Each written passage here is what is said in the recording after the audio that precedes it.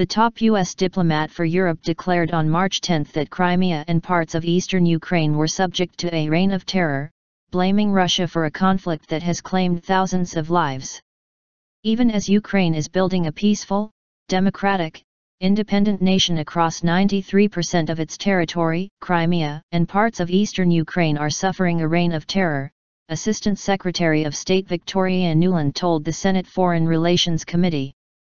Today Crimea remains under illegal occupation and human rights abuses are the norm, not the exception, for many at-risk groups there, she said of the Black Sea Peninsula annexed by Russia a year ago. Nuland cited Crimea's minority Crimean Tatars and Ukrainians who refuse to give up their passports for Russian documents as well as gays among those at risk of persecution. Meanwhile, in eastern Ukraine, where a ceasefire between government forces and pro-Russian separatists is largely holding, Russia and its separatist puppets had unleashed unspeakable violence, Nuland said.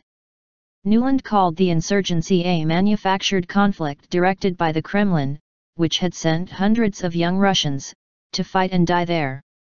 Her broadside came as British Foreign Secretary Philip Hammond said Moscow's aggressive behavior showed it had the potential to pose the single greatest threat to British security. In a speech at British defense think tank RUSI, Hammond accused Russian President Vladimir Putin of subverting international rules which keep the peace between nations and said Putin's actions in Crimea and eastern Ukraine also undermined the security of other former Soviet states. NATO forces are preparing for a major exercise in the Baltic states of Estonia, Latvia, and Lithuania, on Russia's western doorstep. U.S. military officials said the deployment of some 3,000 troops had begun for the three-month Operation Atlantic Resolve, following the Russian annexation of Crimea.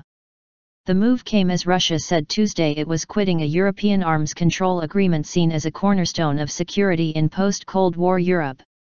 Moscow had already suspended its participation in the Treaty on Conventional Forces in Europe in 2007 and has now also suspended its participation in a consulting group on the pact, the latest sign of deep tensions with the West.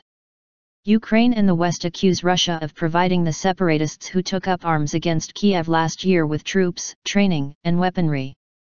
The EU and US have hit Moscow with several rounds of sanctions. Moscow denies any military involvement in the conflict, but despite the lull in fighting since an EU-mediated truce was struck in mid-February, remains under strong diplomatic pressure from European capitals and Washington. The conflict has taken a heavy toll on Ukraine's economy, with Kiev hoping for IMF approval Wednesday of a $17.5 billion aid package needed to pull the country from the brink of bankruptcy. Swedish Prime Minister Stefan Löfven was also due to meet with President Petro Poroshenko in Kiev Wednesday after the Ukrainian leader reported progress in the implementation of the ceasefire deal. Government forces had withdrawn the lion's share of multiple launch rocket systems and heavy artillery, and the rebels have also withdrawn a significant part, Poroshenko told state television Monday night. But Ukraine continued to sustain losses in sporadic clashes, with 64 soldiers killed since the ceasefire signed in the Belarus capital Minsk came into effect on February 15.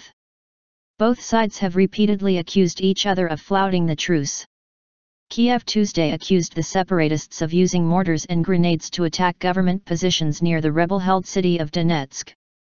On Monday, 9 Ukrainian soldiers were wounded in a day of fighting near the southeastern port of Mariupol, security spokesman Andriy Ilisenko said.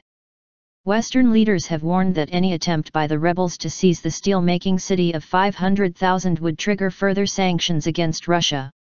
An AFP reporter on Tuesday saw trucks transporting rebels about 20 kilometers east of Mariupol and separatists digging trenches about 60 kilometers northeast of the city. Next to them were 3 parked tanks. The rebels insist they are upholding their end of the Minsk Accord and accuse Kiev of failing to do the same. Kiev has not conducted a proper withdrawal of heavy arms, Andriy Pergin, an official from the Donetsk People's Republic told Russian Interfax news agency.